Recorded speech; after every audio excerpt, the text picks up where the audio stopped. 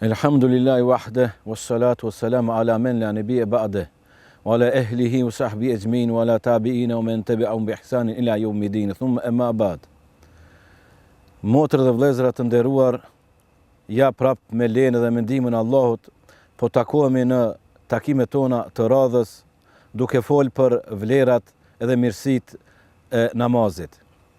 Sot diçka do të flasim për një simbol islam, për një simbol madhështor, i cili simbol tregon dhe ju sqaron njerëzve se në atë vend ku ndëgjohet ky simbol jetojnë muslimanët. Fjala është për ezanin. Folëm për namazin, e përshkrujtëm në pika shumë të holla edhe kalimthe për vlerat e rukneve shtyllave të namazit, atësa pa të mundësi, edhe tash vjen pyetja edhe vjen nevoja për një ngritje edhe një hap më tutje në lidhje me namazin. Gjithsesi si të mblidhen njerëzit, si të tubohen njerëzit. Sepse ka prej dietarëve të cilët thonë qëllimi, një prej qëllimeve të dërgimit të pejgamberëve dhe zbritjes së librave është që njerëzve t'ju pastron akiden, besimin, edhe qëllimi i dytë që t'i bashkon, t'i vllazëron njerëzit. Pra, çdo ibadet në islam e ka edhe anën praktike të tij. E do të shohim inshallah edhe në derstet tona të ardhshme, gjithsesi në një ders ku do të flasim për namazin me xhamat, të bashkuar, pse Allahu na ka obliguar që të falemi së bashku. Rrjedhimisht, pasi që na ka obliguar të falemi së bashku, atëherë duhet të kemi edhe vende të posaçme ku falemi së bashku, gjithsesi kur muslimanët bashkohen, tubohen, takohen 5 herë brenda një dite. Edhe rrjedhimisht tash pra duhet të dinë kohën, orarin, se kur duhet të shkojnë në atë vend dhe të takohen me vëllezërit e tyre. Këtë gjë nuk e kishte të qartë as vetë Muhamedi sallallahu alaihi wasallam.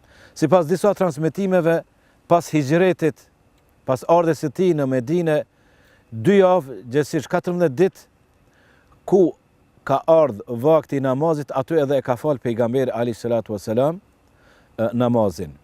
Pas 2 javësh të kaluara në Medinë, shkonte Nifis benu Nejar, edhe ju kërkon prej tyre për me ble, gjithsesi që ata ta shesin tokën ku e ka për qëllim ta ndërton xhamin. Por ata fala se japin atë tokë, e pastron pejgamberi sa selam për varrezave të mushrikëve, edhe një dru të hurmës ka pas, edhe ato e pren, edhe vazhdon e fillojnë me ndërtu xhamin. Edhe ndërtojnë xhamin. Çka na tregon se Muhamedi alayhis salam i ka dhënë përparësi ndërtimit të xhamisë ndaj rahatisë së tij personale, gjithsesi ndaj ndërtimit të shtëpisë.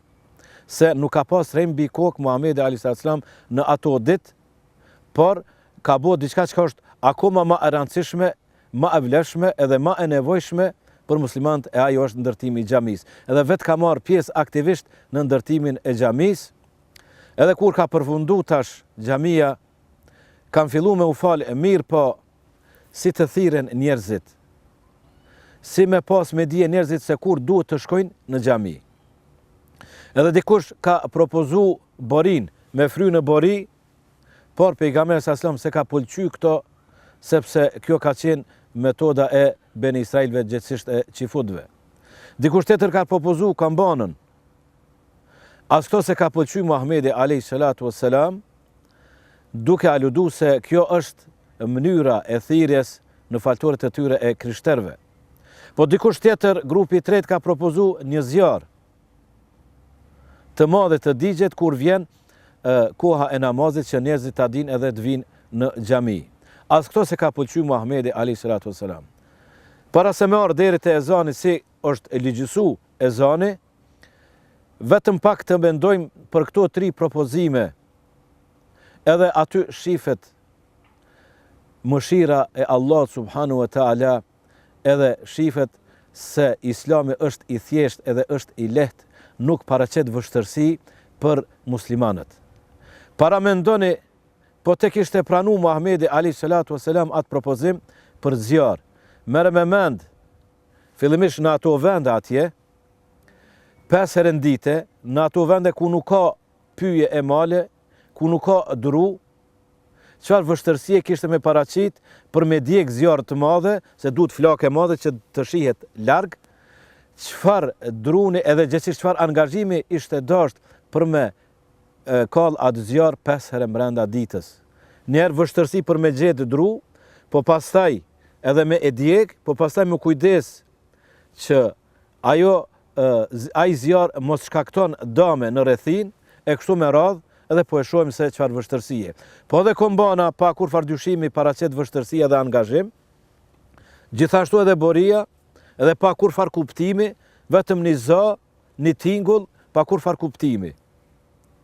Në atë moment kur i ka refuzu këto propozime Muhamedi sallallahu alaihi wasallam, as vetë se ka pas të qartë se si duhet të thirren muslimant në namaz. Edhe janë shpërndarë për shtëpia.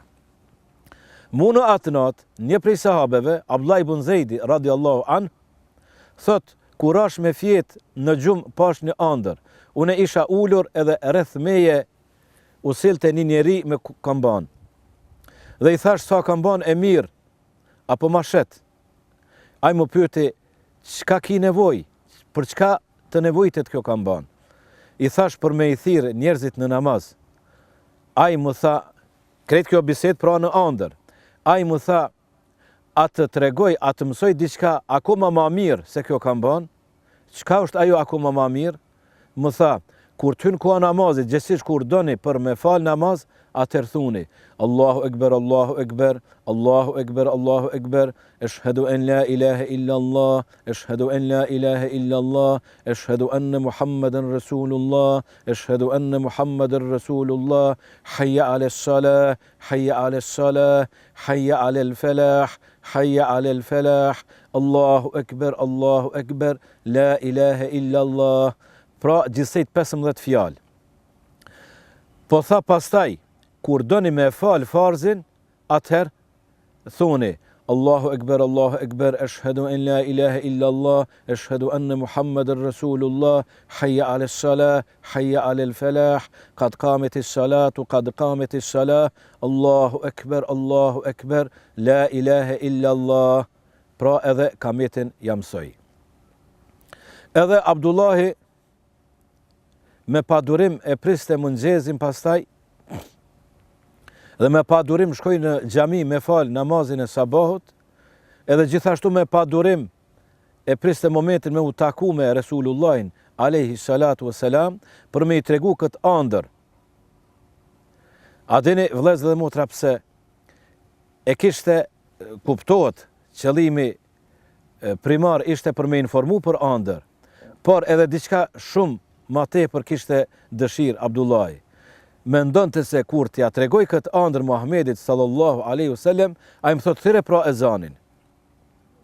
Edhe kur ja tregoj ëndrën, atëherë pejgamberi alaihi salatu wasalam, inshallah ru'ya haqqun. Inshallah është një ëndër e vërtet. Edhe i tha,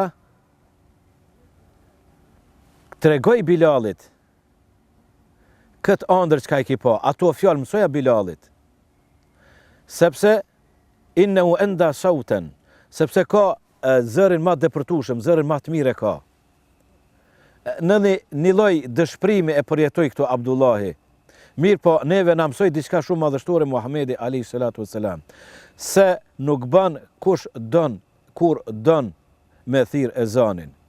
Pra, vetë fakti se nuk i lejoj, gjithsesi nuk i dha leje Abdullahit, por i tha mëso Bilalin, i cili ka zën ma depërtues, ma të mirë, na aludon se duhet kemi kujdes kur thirret ezani, se kush po thret ezani, gjithsesi në Bashkisë Islame duhet kenë kujdes kon po e caktojnë për muezin.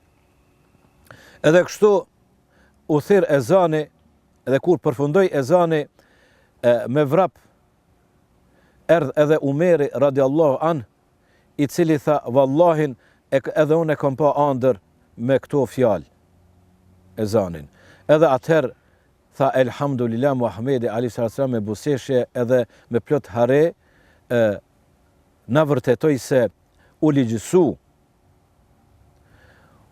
u pranu një metodë, një formë madhështore për me thirrë njerëzit besimtar në namaz.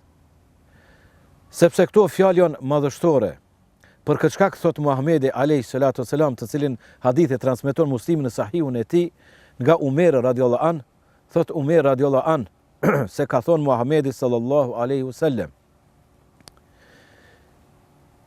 kur thot muezini Allahu ekber, idha qala ahadukum Allahu ekber, pastaj dikush për jush thot Allahu ekber, qala Allahu ekber, thot muezini ka për qëllim Muhamedi sallallahu alaihi wasallam, Allahu ekber, pastaj thot dikush Allahu ekber, pastaj thot ashhadu an la ilaha illallah, edhe ne themi ashhadu an la ilaha illallah, edhe kështu deri në fund.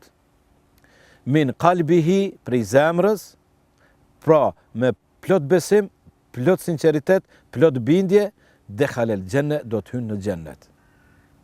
Në shiqim të parë na duket neve një punë, një angazhim shumë i vogël dhe shumë i lehtë për ta fituar xhennetin.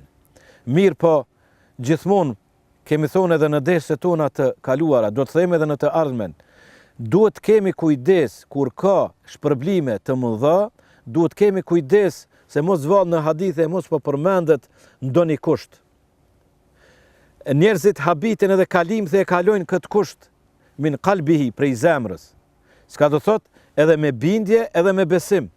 Prej zemrës e thot këtë fjalë. Këto fjalë i thot. Çka këto fjalë? Allahu ekber, se në ezan ka madhrim, pra e madhrojmë Allahun. 4 herë themi Allahu është më i madh, Allahu është më i madh, Allahu është më i madh, Allahu është më i madh. Pastaj kem shahadetin, ashhadu an la ilaha illa Allah. Çka do thot shahadeti? Nuk është shahadeti vetëm në fjalë goje, por dëshmoj dhe deklaroj se nuk ka të adhuruar me merit dhe me të drejtë përveç Allahut.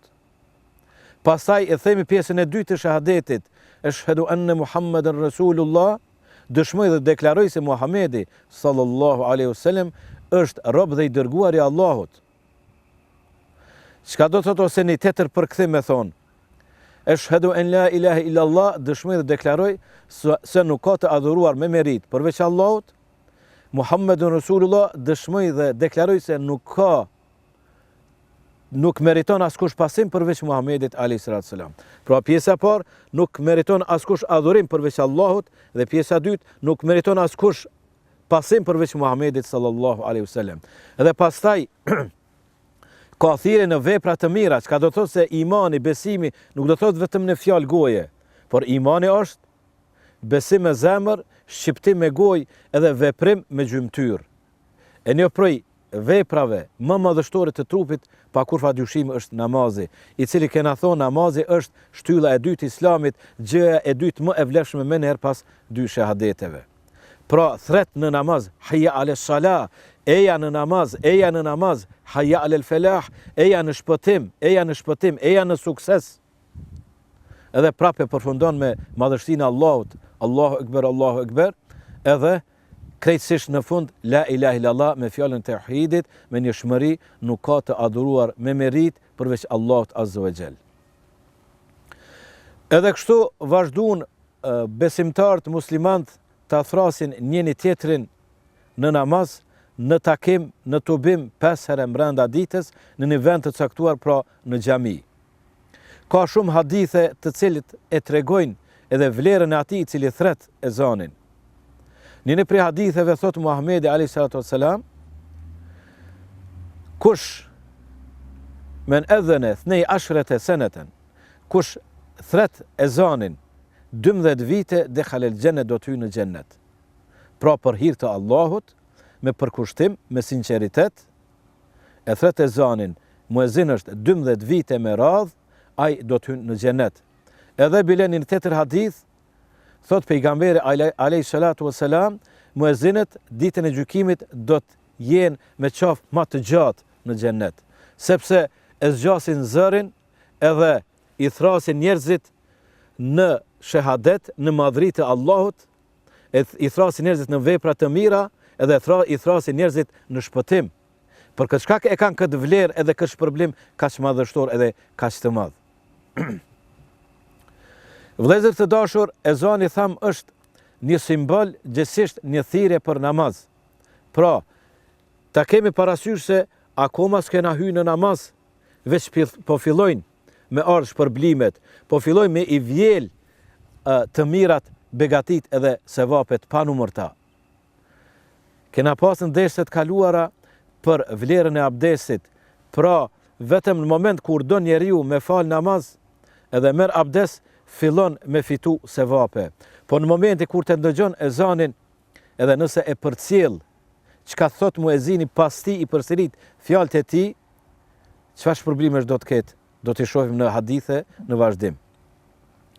Thot pejgamberi alayhi salatu wassalam, nëse men qale hina yasma'u al-mu'adhdhina, kushtot kur të dëgjon muezinin, wa ana ashhadu an la ilaha illa Allah wa anna Muhammadan rasulullah, raditu billahi rabba wa bi Muhammadin rasula wa bil islami dina, ghufira lahu dhanbu.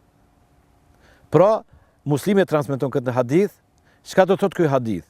Kur dikush prej nesh e dëgjon muezinin, edhe kur thot muezini Allahu Ekber, edhe ne themi Allahu Ekber. Pastaj vazhdon muezini Allahu Ekber, edhe ne themi Allahu Ekber. Thot muezini ashhadu an la ilaha illa Allah, edhe ne themi ashhadu an la ilaha illa Allah. Thot muezini për herë të dytë ashhadu an la ilaha illa Allah, edhe ne themi për herë të dytë. Pastaj vjen pjesa e dytë e shahadetit, ashhadu anna Muhammadan rasulullah, edhe ne themi ashhadu anna Muhammadan rasulullah. Thot muezini për herë të dytë ashhadu anna Muhammadan rasulullah, edhe ne themi për herë të dytë ashhadu anna Muhammadan rasulullah, edhe pastaj na themi wa ana ashhadu an la ilaha illa Allah wahdahu la sharika lah wa anna Muhammadan abduhu wa rasuluhu, raditu billahi rabban wa bi Muhammadin rasula wa bil islami dina. Jam i kënaqur, plot gëzim jam, plot hare jam, me gjithë zemër, me gjithë dëshirë e pranoj se Zoti im është Allahu, i dërguari i im është Muhamedi, edhe feja im është Islami, ghufira lahu dhanbu, i falen mëkatet atij. Muezini vazhdon me hayya ala salah, e ne e themi këtë dua në këtë pjesë të ezanit, parafarsisht me thonë në gjysmën të ezanit. Për këtë shkak, edhe për hadithe tjera, çka i dim se mirë është, preferohet që të përcillen fjalët e muezinit, mirë është që pushimin të bën pak më gjatë muezini. Jo me i lidh fjalët njëra pas tjetrës. Zaten një prej dallimi kryesor mes ezanit dhe kametit nuk është gjatja. Allahu Ekber, ashhadu an la ilaha illa Allah, nuk është ky dallim. Por dallimi është në pushimin më të gjatë mes fjalëve, që xhamatlive, besimtarve, po edhe besimtare në shtëpia, të cilat e ndëgjojnë ezanin, me i dhon rast edhe me i dhon hapësirë që me i përsërit këto fjalë të muezinit, aq më parë kur e pam këtë dua, që me i dhon hapësirë edhe me i dhon rast që edhe këtë dua madhështore me i thon, duke pas parasysh që të na falen gjunat, ashtu siç po thot Muhamedi alayhi salatu wasalam në këtë hadith të vërtetë. Në tjetër hadith thot Ebu Said el-Khudriu radiallahu an, një tabiini thot po evrej se të ki dëshirë me u vetmu me dele tua dhe me dal në periferit qytetit me shku pak ma larg. Edhe kur të vjen koha e namazit, atëherë ngrit e zërin, sa të munsh, irfa sautek bin nida, ngrit e zërin, nida thirrje, pra ezan me ezan, sepse çdo gjë do dëshmon, yashhadu insun wa jinnun, do dëshmon edhe njerëzit edhe xhenët.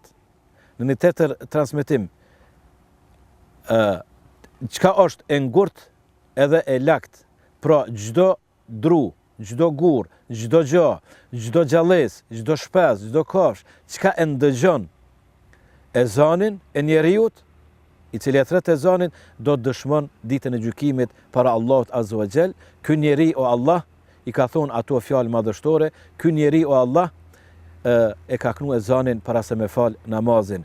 Edhe në një tjetër hadith, E përfundojmë këtë hadith me thënjet e Ebu Sejid el-Khudrit radhiyallahu anhu, i cili thotë se këtë gjë e kam dëgju prej pejgamberit sallallahu alaihi wasallam. Në një tjetër hadith, kur njeriu kështu i vetmum e thret ezanin edhe e fal namazin, atëherë Allahu ju thot me laikeve madhështore, ato me laike të cilat e mbajnë arshin, thot Allahu, qërë qëfar robi kam une, je khafu minni, aj po friksohet prej meje, po e thret ezanin edhe po e fal namazin, kad gafertu lehu, ja fale mëkatet e ti. Në një tjetër hadith, thot Muhamedi alayhi salatu wassalam, kush i përsërit fjalt e muezinit kur të thot aj, edhe pastaj yusalli aleje, fe inne men salla aleje salaten, sallallahu aleje ashren, sepse kush dërgon një salavat për mbi mu, Allah e dërgon 10 salavat për mbi te. Edhe pastaj thot, Allahumma rabba hadhi da'wati tame, wa salati al-qa'ime, ati Muhammedin il-wasilete wal-fadile, wa ba'athu maqamen mahmuden alladhi wa'atte. Edhe pastaj thot këtë dua, Allahumma rabba hadhi da'wati tame, o Allah, ti Zoti i kësaj thirrjeje të plot, tame, tamam, e plot, krejt çka ka nevojë njeriu, krejt fen e ka në këto fjalë të ezanit. Wa salati al-qa'ime, edhe Zot pronar i këtij namazi, për cilin namaz po thirret ky ezan. Ati Muhammedin il-wasilete wal-fadile, jep Muhammedit wasile. Çka është el-wasile? El-wasile është një vend i posaçëm, një vend i rezervuar për një njeri, thot Muhamedi alayhi salam. Erju ana akuna huwa. Shpresoj se unë jam ai, të cilit i takon ky vend më i lartë, vendi më i mirë, vendi më i bukur, vendi më i lavdëruar në xhennet. Wal fadile, edhe në fadilet, ajo mirësi, të cilën mirësi nuk e ndan me asken tjetër Muhamedi alayhi salatu wassalam. Wa ba'athu maqaman mahmuda, edhe ja jep një derexhe, një pozitë të lavduar, të cilin ja ke premtu o Allah. E çka është kjo pozitë madhështore? Është shefati të cilin do ta ketë vetëm Muhamedi alayhi salatu wasalam. Grumbull do të shkojnë njerëzit besimtar ditën e gjykimit, në ato vite, 50.000 vite, kur të presin vetëm me dalë me dhon llogari para Allahut azza wa jall, në ato momente ku është e arrin të merë kulminacion e vetë në atë lahtarit të pa përshkruar, kur njerëzit gjithkush është i angazhuar me dertin edhe me galen e vetë, vallë si do t'japi llogari para Allahut, atëherë njerëzit do të shkojnë duke filluar prej Ademit, i thonë, o Adem, ndërmjetëso tek Allahu për ne, sepse ti je njeri i parë, Allah ty të ka kriju me dur të veta, e tregon mëkatin e vetë, sepse ka hongër pemën, shkojnë te Nuh alayhis salam, pastaj i dërgon te Ibrahimi, pastaj Ibrahimi i dërgon te Musa alayhis salam ejmin, çdo njeri prej këtyre, Ademi, Nuhi, Ibrahimi dhe Musa, si justifikim e tregojnë se mëkat kena bo mëkate, nuk është rasti tash me tregu se ato në realitet nuk kanë mëkate, mirë po momenti është aq kritik, momenti është lahtaria aq e madhe, friga është aq e madhe, sa që gjithkush angazhohet me hallin e vet, me gjendjen e vet, duke i përfshi edhe këta pejgamber madhështor. Edhe pastaj shkojnë te Isa alayhis salam, i cili tregon se kjo gjë, ky ndërmjetësim, ky shefat i takon Muhamedit alayhis salam me kamen mahmuda. Kjo është ajo pozitë e lavdrume e cila i takon vetëm Muhamedit sallallahu alaihi wasallam. Pra, na pas çdo ezan e bëjmë këtë dua që Allahu t'ja jap këtë pozitë edhe t'ja jap atë vend në xhenet e cila i takon vetëm Muhamedit alayhis salam, nga kuptohet se njeriu më i dashur Allahut, njeriu me merita më të mëdha në histori krejt njerëzimit, njeriu më i mirë, njeriu më i devotshëm, njeriu më i kujdesshëm, njeriu me më shumë të ibadetit cili ka bo, njeriu më i sinqert është Muhamedi alayhis salam, për këtë shkak i takon ai vend i veçum, vendi më i mirë në xhenet, dhe për këtë shkak do ta ketë atë pozitë, atë detyrë vetëm ai për me bo shefat ndaj besimtarë. Por, pra, këtu theme edhe nërë, duhet të kemi kujdes se muslimi, çka e cekëm atë hadith, muslimin transmeton se para se me thonë këtë dua, pas përfundimit të ezanit, duhet që t'i dërgojmë salavat Muhamedit sallallahu alaihi wasallam, e pastaj ta themi këtë dua, çka na ndëgjojmë shumë prej njerëzve besimtar, me njerëz të përfundohet ezani, e thonë këtë dua çka është gabim, atëherë kam frikë se ky shpërblim nuk arrihet, edhe haru me cek çka është ai shpërblim. E përfundon Muhamedi alayhi salatu këtë hadith, pra kush i përsërit fjalët e muezinit, edhe kur të përfundon dërgon salavat për mbi mu, edhe pastaj e thot atë dua, Allahumma rabb hadhihi da'wati tame deri në fund, pastaj thot Muhamedi alayhi salatu wasalam, hallet lehu shafaati, i bëhet halal, nini tetër transmetim wajibet, bëhet obligim shefati i im, ndërmjetësimi im ditën e gjykimit atij. A ka diçka më të mirë? Gjithsesi, a ka diçka çka njeriu në ato momente ka më tepër nevojë se sa për ndërmjetësimin për shefatin e Muhamedit alayhi salam, i cili shefat bëhet tek pas kërkimit të lezë nga ana e Allahut subhanahu wa taala. Nuk guxoj me thon shefat ja Resulullah, por duhet të themi o Allah, ma mundso shefatin ndërmjetësimin e Muhamedit sallallahu alaihi wa alihi wasallam. Me kaq e përfundojmë këtë takim tonin të radhës, duke shpresuar se tash tutje do të jemi të kujdesshëm kur të ndëgjojmë ezanin, që të përcjellim, të përsërisim fjalët e muezinit. Nuk është obligim, shumica dietarëve thonë, por ta cekum edhe këtë se Ebu Hanife rahimullah thoshte obligim thot është që të përcjellim fjalët e muezinit, pra gjitha veprat, gjitha fjalët i ndërpren, po edhe nëse duke lexuar Kur'an, kjo mund ndodh vlen për motrat tona, të cilat janë në shtëpia, janë duke lexuar Kur'an, e ndërpren leximin e Kur'anit, i përsërit fjalët e muezinit, e thu atë dua në mes të ezanit, pastaj kur të përfundon ezani, e çon salavat për mbi Muhamedin alayhi salatu sallam, e thu atë dua, edhe kështu inshallah me shpresë, çka lutim Allahun, që o Allah na mundso shefatin e Muhamedit sallallahu alaihi wasallam. Këtë ders e përfundojmë duke lënë për kujdeset e Allahut, deri në takimin tonë të ardhshëm. Assalamu alaikum wa rahmatullahi wa barakatuh.